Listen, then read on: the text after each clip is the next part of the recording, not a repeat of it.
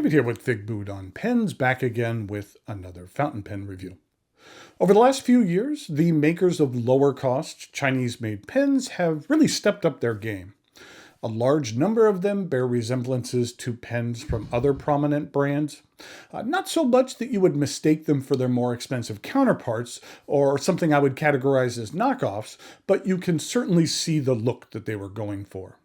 And that's the one thing I wish these companies would change. They have significantly stepped up the quality of their pens, and it would be nice if they also stepped up their design elements with more unique designs. Now, for a company like Asvine, most of their pens somewhat resemble other pens. It would be nice if they came up with a distinctive and unique design of their own. I think that would help build the image of the brand to match the quality of the lower cost pens that they've been producing.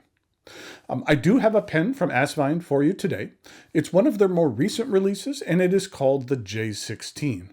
What I'm going to do today is go over the parts and features of this titanium pen, talk about what I care for and what I don't care for about it.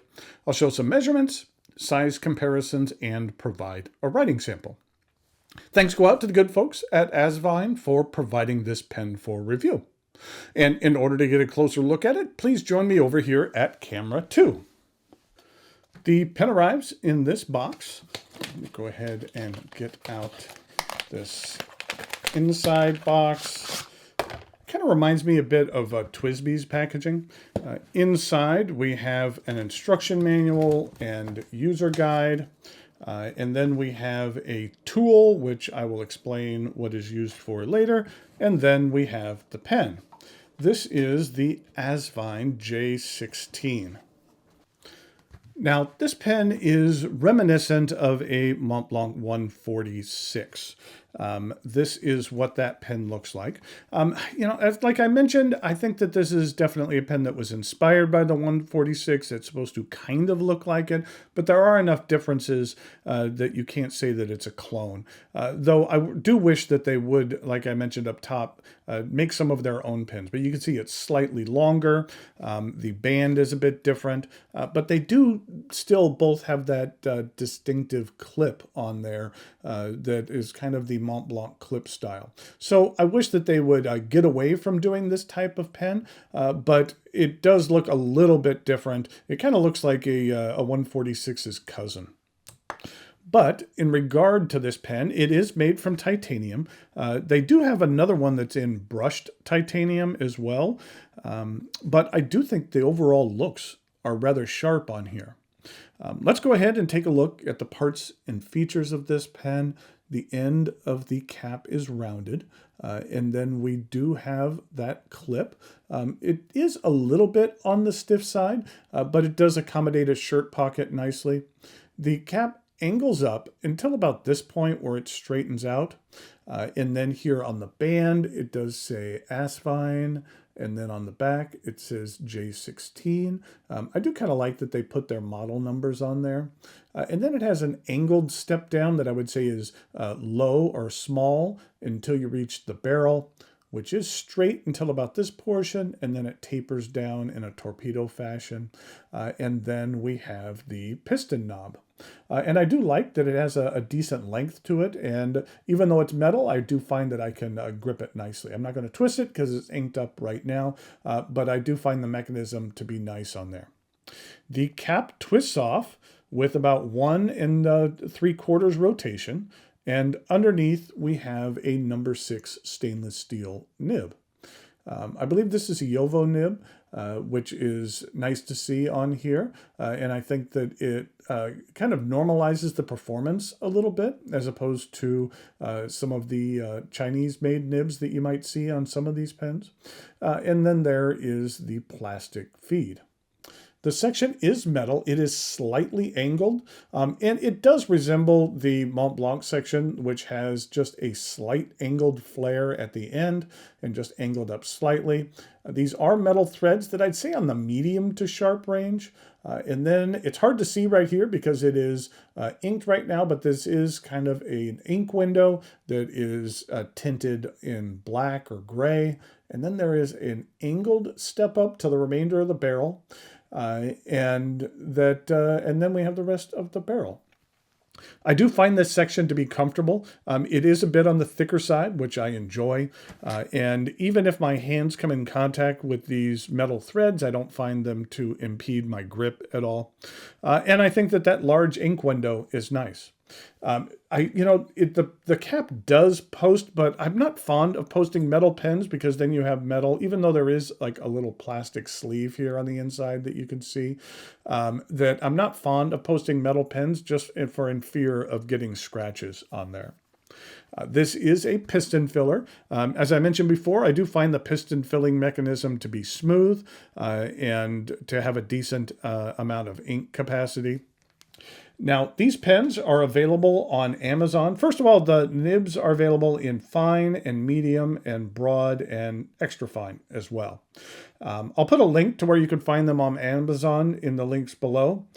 They are selling for $56. And then the brushed titanium sells for $60. So in that, we'll call it beginner pen range of, kind of $50 to $60 range, that this is a decent quality pen. So let's actually take a look at some size comparisons and some measurements, and then we'll take a look at a writing sample.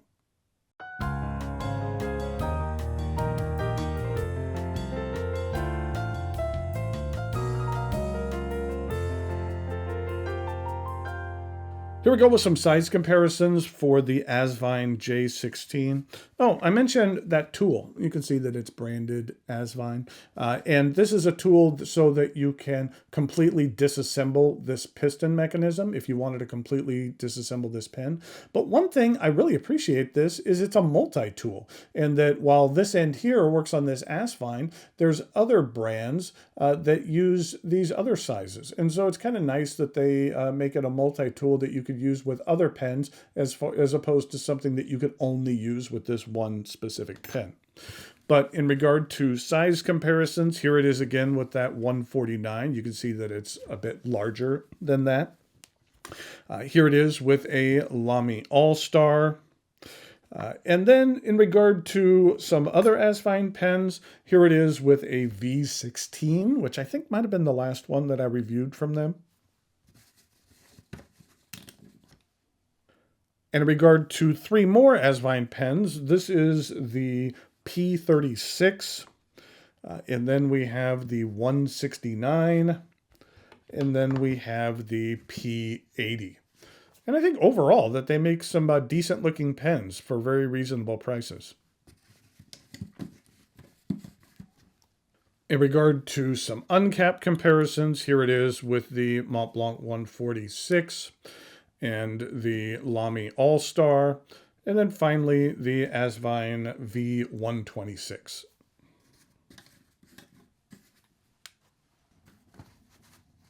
So here we go with the writing sample for the Asvine.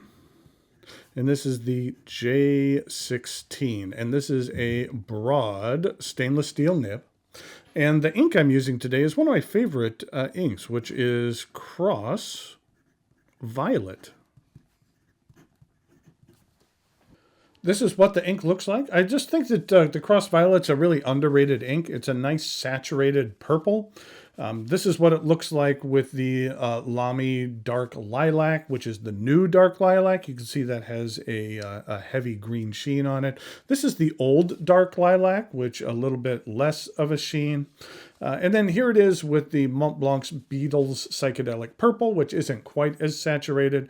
And then here it is with Private Reserve's Purple Mojo, which is a bit more saturated and a bit more on the blue side of purple. These are what the bottles look like. 2 fluid ounces or 62.5 milliliters. And it has a nice lion at the top. So like I said, I think that the Cross inks are a bit on the underrated side, and I really enjoy this violet. And here we go with the rest of the writing sample.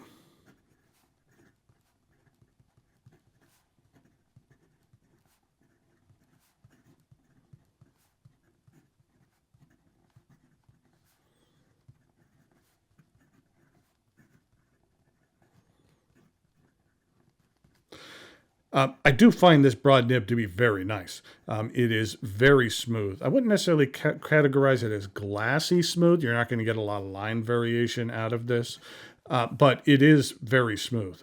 I'd say the ink flow is on the generous side. And in regard to reverse writing,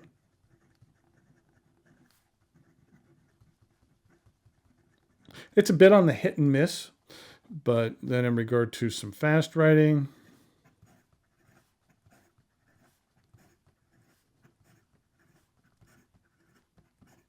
the feed keeps up very well. So there we have the Asvine J16. As I mentioned up top, while I wish that they would venture out and kind of do things that aren't necessarily inspired by other pens, I do think that this is a quality made pen. I do like the fact that they have the Yovo nib on here and it performs very well. As I mentioned, that these are available for $56, which is, I think, a very reasonable price for the quality of pen that you're going to be receiving here. And especially if you're in that entry-level pen price range, then this would be a perfectly acceptable pen in order to get in that price range, and one that performs very, very well. Okay, until next time, thanks for watching, and I'll talk to you later.